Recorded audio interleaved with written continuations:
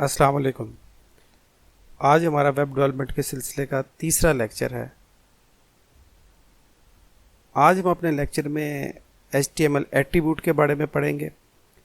हम देखेंगे कि किसी भी वेब पेज के अंदर इमेज को किस तरह से डाला जाता है, इसके लिए IMG का टैग इस्तेमाल होता है। फिर हम देखेंगे कि किसी भी वेब पेज के अंदर किसी लिंक को किस तरह से डाला जाता है, इसके लिए एंकर यानी ए का टैग इस्तेमाल होता है। फिर हम ये काम जो है प्रैक्टिकली करके देखेंगे। तो प्रैक्टिकली परफॉर्म करने से पहले हम देखते हैं कि किस तरह से किसी एक पेज में HTML एट्रीब्यूट डाला जा सकता है। HTML एट्रीब्यूट असल में किसी भी टैग के अंदर डाला जा सकता है। एट्रीब्यूट्स जो होता है वो जो HTML कंटेंट होता है उसके अंदर कुछ इजाफा कर देता है, यानी आप उसकी किसी खसूसियत में इजाफा कर सकते हैं। एट्रीब्यूट डालने का तरीक़ेकार ये होता है कि इसको हमेशा स्टार्टिंग टैग में डाला जाता है। जिस तरह से ये एक HTML का H2 का टैग है, तो यहाँ पर इसका नेम है H2। उसके बाद ये जो है ये इसका एट्रीब्यूट नेम है, जिसको हम एट्रीब्यूट प्रॉपर्टी भी कहते हैं। और फिर इक्वल टू का साइन जो है ये हमारे सिंटैक्स का हिस्सा है। उसके बाद राइट जो है ये इसकी वैल्यू है। ये जो वैल्यू होती है हमेशा इन्वर्टेड कॉमास में होती है, यानी इक्वल टू साइन और ये इन्वर्टेड कॉमास सिंटैक्स का पार्ट है। तो अब हमने H2 के स्टार्टिंग टैग के अंदर एक एट्रीब्यूट डाल दिया है जिसका नेम अलाइन है और जिसकी वैल्यू राइट है। ये वैल्यू चेंज भी हो सकती है, लेफ़्ट भी हो सकती है, सेंटर भी हो सकती है, जस्टिफाई भी हो सकती है। तो ये एक HTML एट्रीब्यूट क्या करेगा, ये इस हेडिंग को राइट अलाइन कर देगा। तो हम HTML एट्रीब्यूट की मदद से किसी भी HTML टैग के अंदर उसको इन्हेंस कर सकते हैं। अब हम एक एग्जांपल देखते हैं जिसमें हम देखते हैं कि किस तरह से हम अपने पेज के अंदर HTML के एट्रीब्यूट को इस्तेमाल करते हुए लिंक को डाल सकते हैं।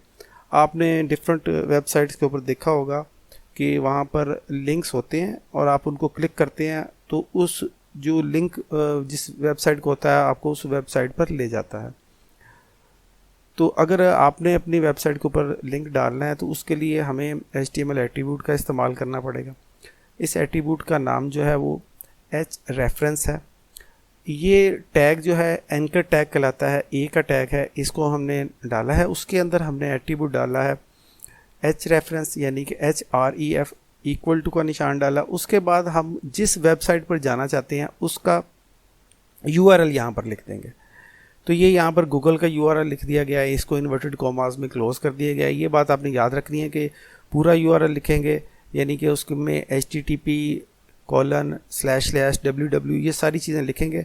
उसके बाद आप टैग क्लोज कर देंगे। अब ये जो चीज़ है ये तो विजिबल नहीं होगी स्क्रीन के ऊपर। स्क्रीन के ऊपर आप जो चीज़ विजिबल करवाना चाहते हैं वो आप इस टैग को क्लोज करने के बाद यहाँ पर लिख देंगे। तो हमने यहाँ पर लिख दिया गो टू गूगल। अब स्क्रीन के ऊपर नज़र आएगा गो टू गूगल, इसके ऊपर हम क्लिक करेंगे तो वो आपको इस वेबसाइट के ऊपर ले जाएगा। तो ये टैग है हमारा एंकर का टैग, जो किसी भी HTML पेज के अंदर लिंक को डालने के लिए इस्तेमाल होता है। इसके बाद हम देखते हैं कि किसी भी HTML पेज के अंदर इमेज को किस तरह से डाला जा सकता है। तो इमेज के लिए हमारे पास IMG का टैग अवेलेबल है। IMG के टैग में जो एट्रीब्यूट डालेगा वो src का होगा। src यहाँ पर जो सा है वो सोर्स के लिए इस्तेमाल हो रहा है। तो ये अब एट्रीब्यूट नेम हो गया, या आप इसको प्रॉपर्टी नेम भी कह सकते हैं। अब इसकी वैल्यू क्या है, वैल्यू वो इमेज का नेम होगा जो आप यहाँ पर इंसर्ट करना चाह रहे हैं। तो अगर तो आपने इमेज उसी फोल्डर में रखा है जिस फोल्डर में आपकी HTML फाइल पड़ी है, तो सिर्फ आप जो है उसका नेम दे देंगे। और अगर वो कहीं और रखा हुआ है तो फिर आपको एब्सोल्यूट पाथ देना पड़ेगा। ये इन्वर्टेड कॉमास में जो सा है वो क्लोज हो गया। उसके बाद हमने इसके अंदर एक और एट्रीब्यूट डाला है। इसका मतलब है कि हम किसी भी HTML टैग में मल्टीपल एट्रीब्यूट्स डाल सकते हैं। एक और एट्रीब्यूट है आल्ट का, ALT यानी कि अल्टरनेटिव। अगर किसी वजह से ये इमेज डिस्प्ले नहीं होता तो हम यहाँ पर ये आल्ट का जो एक टेक्स्ट है ये डिस्प्ले हो जाएगा। तो ये दूसरा एट्रीब्यूट हमने इसके अंदर डाल दिया। वहाँ पर हमने लिख दिया फोटो ऑफ बर्ड। तो अगर किसी भी वजह से नेट की स्पीड स्लो है या कोई और रीज़न है, तो अगर ये इमेज अपलोड नहीं हो पा रहा तो फिर ये अल्टरनेट टेक्स्ट जो सा है वो यूज़र को नज़र आ जाएगा। तो ये IMG का टैग है जिसके अंदर दो एट्रीब्यूट्स हमें डाले हैं जो कि इमेज को डिस्प्ले करवाने के लिए हैं और उसके अल्टरनेट टेक्स्ट को डिस्प्ले करवाने के लिए। अब हम इसको प्रैक्टिकली परफॉर्म करके देखते हैं कि किस तरह से हम अपने वेब पेज के अंदर ये चीज़ें डाल सकते हैं। लास्ट लेक्चर जिन स्टूडेंट ने इससे पहले लेक्चर नहीं देखे हुए, मैं उन्हें रिकमेंड करूंगा कि वो इससे पहले जो उनसे वो लेक्चर देखें ताकि उन्हें पता लग जाए कि किस तरह से एक सिंपल HTML पेज क्रिएट किया जाता है, नोटपैड में किस तरह से काम करके एक HTML फाइल बनाई जाती है और फिर उसको डिस्प्ले किया जाता है। लास्ट लेक्चर में हमने ये एक फ़ाइल बनाई थी जिसमें हमने एक सिंपल हेडिंग जो सी वो डिस्प्ले कराई थी। आज जो सा मैं जो एडिटर है, ये वाला एडिटर, ये नोटपैड++ यूज़ कर रहा हूँ। आपको भी मैं रिकमेंड करूँगा कि आप नोटपैड++ जो है वो डाउनलोड कर लें। ये निस्बतन बेहतर एडिटर है नोटपैड से। इसमें आप आसानी से जो सा है वो एक वेब पेज बना सकते हैं। तो ये आप फ्री है, ये आप डाउनलोड कर लें और इंस्टॉल कर लें। अगर ये आप ये नहीं कर सकते तो तब भी आप नोटपैड भी यूज़ कर सकते हैं, या इसके अलावा भी कोई और एडिटर आपको अगर पसंद है तो आप वो यूज़ कर सकते हैं। लेकिन ये मैं आपको लाजमी रिकमेंड करूँगा कि आप लास्ट लेक्चर जो है वो दोबारा देखें और फिर यहाँ से आगे चलें।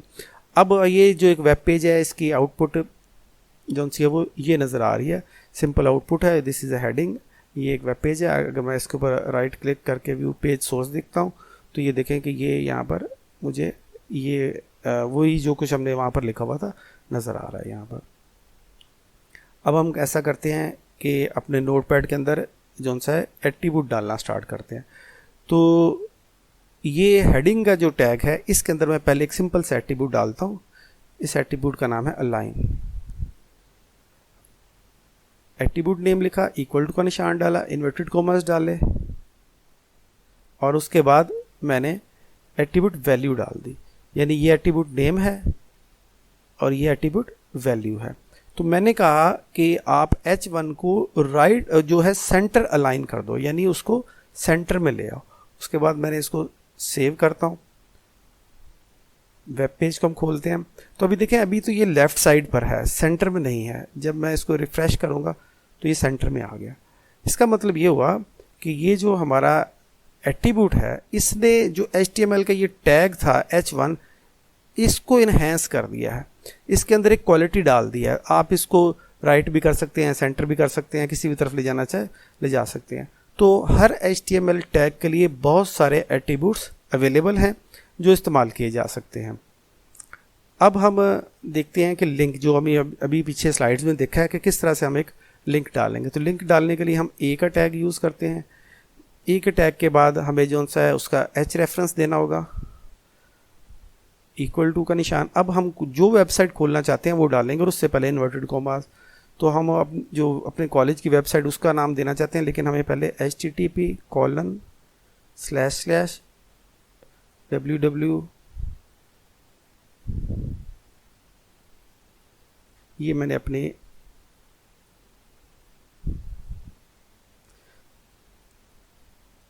जो कॉलेज की वेबसाइट है उसका जो पूरा URL है जो वो मैंने यहाँ पर लिख दिया और इसे क्लोज कर दिया। उसके बाद ये हमारा एंकर्ड का टैग क्लोज हो गया। लेकिन अब जो चीज़ हम चाहते हैं कि स्क्रीन पे डिस्प्ले हो वो क्या होगी, तो वो मैं लिखता हूँ जी, ये SC कॉलेज, ये मैं चाहता हूँ कि ये स्क्रीन के ऊपर नज़र आए। उसके बाद अब मैं अपना एंकर का टैग जो है वो क्लोज कर देता हूँ। ये एंकर का टैग क्लोज हो गया।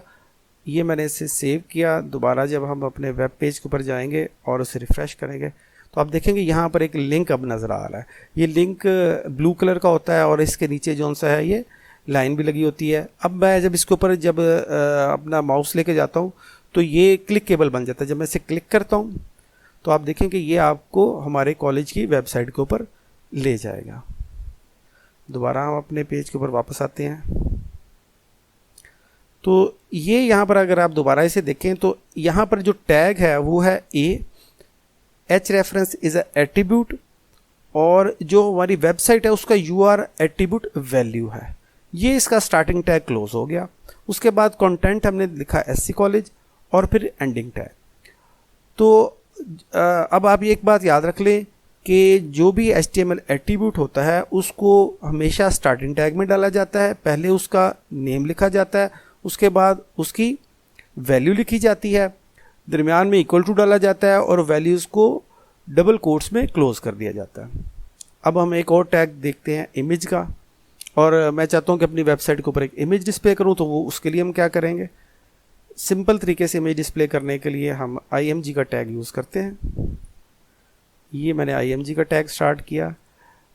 अब मुझे इसका सोर्स देना है, तो इसके लिए एट्रीब्यूट है src, इक्वल टू का निशान डाला। उसके बाद मुझे अपने वो इमेज का फाइल का नेम लिखना है जो मैं यहाँ डिस्प्ले कराना चाहता हूँ। तो मैंने उसी फोल्डर में, यानी जो कि डेस्कटॉप का फोल्डर है, वहाँ पर एक फ़ाइल रखी है जिसका नाम है web.png। इसको मैंने क्लोज़ किया और ये मैंने बंद कर दिया। तो ये सिंपल सा टैग है इमेज का। इमेज के टैग का जो सा वो एंडिंग टैग नहीं होता, ये सेल्फ क्लोजिंग टैग है, यानी कि इसका स्टार्टिंग टैग है, एंडिंग टैग नहीं है। जैसे अगर आप ऊपर देखिए तो ये ए का टैग का एंडिंग टैग था, H1 का टैग का ये एंडिंग टैग मौजूद है, इसी तरह बॉडी का एंडिंग टैग मौजूद है, HTML का भी एंडिंग टैग मौजूद है। तो इमेज के टैग का एंडिंग टैग नहीं है, क्योंकि हमने इमेज का जो कंटेंट है वो तो यहाँ पे उसका लिंक देना है, वो खुद तो यहाँ पर आएगा नहीं, तो इसलिए उसकी ज़रूरत यहाँ पर नहीं है। इसे मैं अब सेव करता हूँ और दोबारा अपने वेब पेज को हम ओपन करते हैं। तो इसको जब रिफ़्रेश करते हैं तो आप देखें कि ये एक इमेज था जो यहाँ से पर आ गया है।